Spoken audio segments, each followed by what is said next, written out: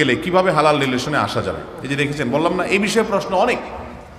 দেখুন, হারাম রিলেশনে যদি জড়িয়ে যায় এরপরে ফিরে আসাটা খুব কঠিন, খুব কঠিন, খুব কঠিন। বহু যুবককে, বহু যুবতীকে আমি আমার অফিসে ডেকে ঘন্টাকে ঘন্টা ব্যয় করে বোঝানোর চেষ্টা করেছি। একটা সময় মানুষ, বয়সের একটা পাগলামো আছে, আল জুনুন ও ফুনুন, এই বয়সের পাগলামোটা যখন শুরু হয় মানুষ কিছু মানতে রাজি না, শুনতে কিছু রাজি না। এই জন্য আল্লাহ কোরআনে বলেছেন ওয়ালা তাকরাবুজ জিনা, জেনা করিও না। আল্লাহ এই কথা না বলে এই জায়গায় বলেছেন ওয়ালা লা তাকরাবুজ জিনা, তোমরা জেনার কাছেও যেও না। আল্লাহ বলেছেন লা তাকরাবুজ জিনা, জেনার কাছেও যেও না। কেন? আল্লাহ বলবেন জেনা করিও না, কিন্তু আল্লাহ বলছেন কি জেনার কাছেও যেও না। কারণ কি? কারণ আল্লাহ তো সৃষ্টিকর্তা, তিনি জানেন আমাদের ভিতরে কি কি দুর্বলতা আছে। আল্লাহ জানেন, আল্লাহ জানেন জেনার কাছে যদি কোনো যুবক যায় সে ফিরে আসতে পারবে না, খুব সিরিয়াস, ফিরে আসাটা টাফ। এই জন্য আল্লাহ বলছেন কাছেও যেও না। তার মানে কি? একটা মেয়ের আইডি দেখছেন ফেসবুকে, আমি এমন একটা ঘটনা জানি, মেয়ের বাবা এসে বলছেন আমাকে খুব আফসোস করে, বললেন হুজুর আমার মেয়ে ছোট মানুষ, কোন এক ছেলের পোস্টে না জানে কমেন্টে ফেসবুকে জাস্ট সে লাইক করেছে, লাইক বাটনে প্রেস করেছে, জাস্ট এতটুকু লাইক রিয়েক্ট করেছে। এরপরে ওই ছেলে আমার কমেন্টে লাইক দিল মেয়ে আইডি থেকে। মেয়েটা কে? শুরু করলো তাকে খুঁজে বের করা। একটা পর্যায়ে কনভিন্স করে মেয়েকে বাগায় নিয়ে বিয়ে শাদী করে শেষ। বাপমা জানেন না, আফসোসের কথা ভাই, হাসার কথা না। মানে একটা লাইকে শুধুমাত্র লাইক বাটনে প্রেস করে সেটা কতদূর পর্যন্ত গেছে। আমরা অনেকে, আমাদের সমাজে এক শ্রেণীর সুশীল আসে, সুশীল, এই সুশীল ভাইরা তারা দেখবেন বলে যে না এই হুজুরগুলার সবগুলার মনটাই নষ্ট, এই বেটাগুলার মনটাই খারাপ। তারা বলে মেয়ের দিকে তাকালে নাকি খারাপ চিন্তা আসে। কেন খারাপ চিন্তা আসবে? এরকম ফেরেশতা সুলভ কিছু সুশীল আছে না নাই আমাদের সমাজে? ওনাদের মনে কোনো খারাপ চিন্তা আসে? ওনাদের মনটা খুব পবিত্র, মনের ভিতরে কোনো খারাপ জিনিস আসে না। চিন্তা করেন ভাইরা আমার, যে বলে যে আমার মনে এরকম খারাপ কোনো চিন্তা আসে না, এই বেটা হয় মিথ্যাবাদী আর নয় ধ্বজভঙ্গ, দুইটার একটা। হয় তার অসুস্থতা আছে আর না হলে কি আল্লাহ সৃষ্টি করেছেন এভাবে যে আকর্ষণ হবে। তোমার আকর্ষণ না হলে বুঝতে হবে তোমার সমস্যা আছে, ডাক্তার দেখাও। ভাইরা আমার, তো বলছিলাম যে জেনার কাছেও যেও না আল্লাহ বলেছেন। হারাম রিলেশন থেকে বাঁচবেন কিভাবে? ওই যে জেনার থেকে দূরে থাকবেন। আপনি একটা মেয়েকে দেখলে চোখকে হেফাজত করতে ইসলাম বলেছে। কেন? কেন বলেছে? কারণ দেখার পরে আপনি এক্সরে করে ফেলবেন, ঠিক না ঠিক? এরপর দেখার পরে আপনি এবার এটাকে অন্তরে নিয়ে যাবেন, এক্সরে করে নিয়ে এবার মনে মনে জল্পনা কল্পনার জগতে আপনি ডুবতে থাকবেন। এরপরে আপনি হাউতাশ করতে থাকবেন, হারামের দিকে আপনি চলে যেতে পারেন, মনে মনে জিনা করতে পারেন। এই জন্য আল্লাহ তাআলা আপনার চোখের হেফাজত করতে বলেছে। সেকুলার দুনিয়া বলে মন খুলে দেখো, মন খুলে দেখো, কোনো বাধা দিও না, ব্যক্তি স্বাধীনতার নাম দিয়া যার যা খুশি তাকে তা দেখতে দাও। আবার বলে খবরদার ধর্ষণ করা যাবে না, পাশবিক নির্যাতন করা যাবে না, টিজ করা যাবে না, উত্ত্যক্ত করা যাবে না। হাউ ফানি বলেন। একটা মানুষ, তাকে আপনি তার যৌন আকাঙ্ক্ষা যেটা আছে সেটাকে আরো উস্কে দিবেন, আবার বলবেন নিয়ন্ত্রণ করতে হবে। এর চেয়ে হাস্যকর কি আছে? আর ইসলাম বলে আগে থেকে বাদ দাও। ডক্টর খন্দকার আব্দুল্লাহ জাহাঙ্গীর রহমতুল্লাহ আলাই ইসলামী বিশ্ববিদ্যালয়ের কুষ্টিয়ার প্রফেসর ছিলেন। তিনি বলতেন যে মানুষের একটা নির্দিষ্ট বয়সে যৌন আকাঙ্ক্ষা শরীরে তৈরি হয়। মানুষ কেন, অন্যান্য প্রাণীরও এটা প্রমোটেড, আল্লাহ তাআলার তরফ থেকে মানুষের মধ্যে যৌন আকাঙ্ক্ষাটা এটা প্রমোটেড, আগে থেকে প্রমোটেড। এটাকে আর প্রমোশন করতে হয় না, এটাকে কন্ট্রোল করতে হয়। একটা চলন্ত গাড়ি এমনি গতি আছে, আবার যদি আপনি পিছন থেকে ধাক্কা দেয় অ্যাক্সিডেন্ট করবে। ঠিক তাই হচ্ছে আজকে যুবকদের মধ্যে।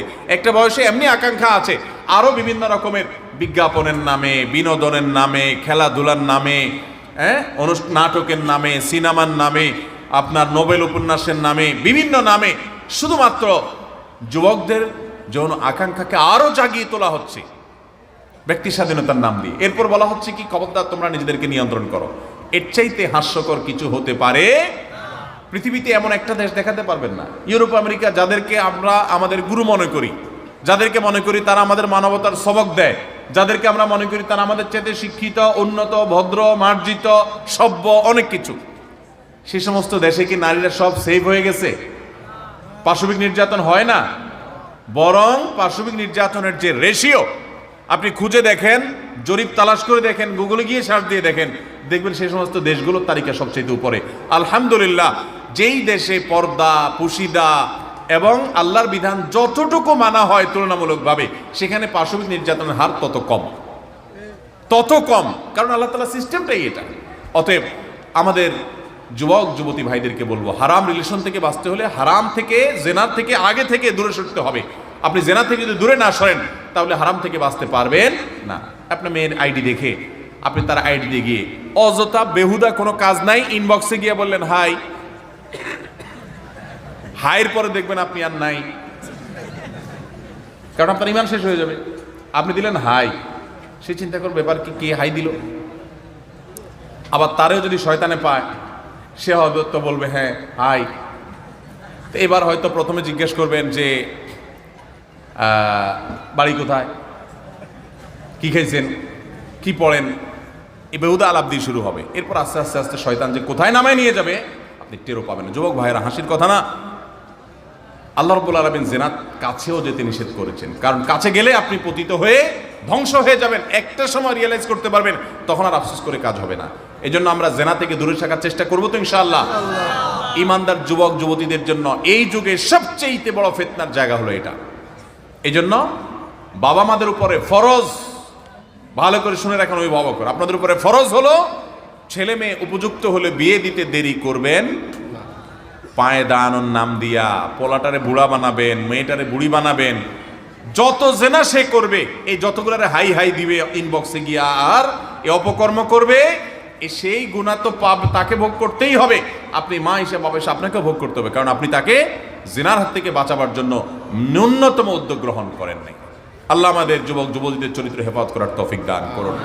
যুবক বন্ধুদেরকে, যুবতীদেরকে আমরা বলতে চাই, মুসলমান হিসাবে নিজের চরিত্রকে হেফাজত করুন। আপনারা জানেন নবী করিম সাল্লাল্লাহু আলাইহি ওয়াসাল্লাম কি বলেছেন? আকসারু মা ইউদখিলুন নাস আন-নার, সুইলা আন আকসারি মা ইউদখিলুন নাস আন-নার। নবীজিকে জিজ্ঞাসা করা হয়েছে, মানুষকে সবচেয়ে বেশি জাহান্নামে নেয় কোন জিনিসে? অবাক হয়ে যাবেন, নামাজ না পড়ায় সবচেয়ে বেশি জাহান্নামে নেয় না, রোজা না রাখায় সবচেয়ে বেশি জাহান্নামে নেয় না, ওয়াজ মাহফিলে না আসায় সবচেয়ে বেশি জাহান্নামে নেয় না, দান সাদেকা না করায় সবচেয়ে বেশি জাহান্নামে নেয় না, কোরআন তেলাওয়াত না করায় সবচেয়ে বেশি জাহান্নামে নেয় না। তাহলে কিসে সবচেয়ে বেশি জাহান্নামে নেয় মানুষকে? সুইলা রাসূলুল্লাহ সাল্লাল্লাহু আলাইহি সাল্লাম আন আকসারি মা ইউদখিলুন নাস আন-নার, মানুষকে সবচেয়ে বেশি জাহান্নামে নেয় কোন জিনিসে জিজ্ঞাসা করা হয়েছে। নবীজি বলেছেন দুই জিনিসে, আল ফামু ওয়াল ফারাজ, মানুষের জিহ্বা, মুখ এবং লজ্জাস্থান, এই দুইটা অঙ্গ মানুষকে সবচেয়ে বেশি জাহান্নামে নিয়ে যায়। সবচেয়ে বেশি জাহান্নামে নিবে এই দুইটা অঙ্গ। নামাজ পড়ে, দাঁড়িয়েও আছে, কিন্তু ফেসবুকে তলে তলে জেনা করে, চ্যাট করে, এটা তো জেনা। মানে সে কারোর প্রতি আসক্ত, হারাম রিলেশন হয়ে গেছে, এটা মহামারীর আকার ধারণ করে। সবচেয়ে বেশি মানুষ জাহান্নামে যাবে এই পাপের কারণে, অপরাধের কারণে। জাহান্নামে যাবেন সেটা তো আখেরাতে, দুনিয়া আপনার জীবন্ত জাহান্নাম হবে এই হারাম রিলেশনের কারণে। আমি ভালো করে সব জায়গায় বলি, নিশ্চিত করে জেনে রাখেন, হারাম রিলেশন করবেন, আপনার দাম্পত্য জীবনে সুখকে আল্লাহ তাআলা হালাল রাখবেন না, এটা আপনার জন্য হারাম হয়ে যাবে। দাম্পত্য জীবনে সুখ আপনি পাবেন না। যদি কেউ পায়, বিচ্ছিন্ন ঘটনা, আল্লাহ তাআলা কিছু এক্সেপশন রাখেন, সেটা ভিন্ন কথা, তবে সাধারণত এটা হয় না। অতএব আমাদের যৌবনকে আমরা হেফাজত করবো তো ইনশাআল্লাহ। আসহাবে কাফের যুবকদের মতো আমরা আমাদের যৌবনকে হেফাজত করার জন্য সংগ্রাম করব, সংকল্প করব। সব যুবক তাদের একটা দুইটার সাথে হারাম সম্পর্ক আছে। আপনি এরকম ঢিলা যুবক হবেন না। আমি এগুলোর নাম দিয়েছি ঢিলা। ঢিলা ঢিলা বুঝেন? যেখানে যেটা দেখছে ওখানে কাইতে হয়ে গেছে, ব্যাস ওর পিছে পড়ে গেছে, এর নাম ঢিলা। আর বলিষ্ঠ মেরুদণ্ড আলা যুবক হলো যে হারাম দেখে সেটাকে না করার মতো ইমানের শক্তি রাখে। চেষ্টা করবো না ইনশাআল্লাহ? আল্লাহ আমাদের সবাইকে সেরকম ইমানের শক্তি ধারণ করার তৌফিক